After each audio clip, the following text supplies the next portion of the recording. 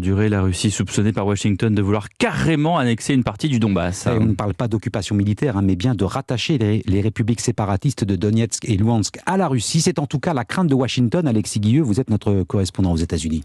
Oui, des informations données par l'ambassadeur américain à l'OSCE. Selon lui, Moscou souhaite utiliser la stratégie du référendum comme en Crimée en 2014.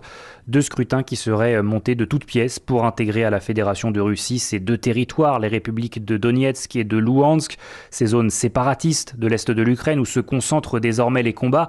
Deux référendums qui pourraient se tenir dès la mi-mai sur Washington.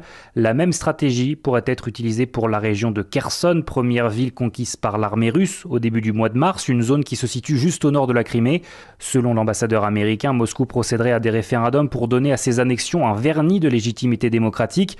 Les Occidentaux redoublent de vigilance à l'approche du 9 mai, le jour de la victoire en Russie qui célèbre la capitulation de l'Allemagne nazie en 1945.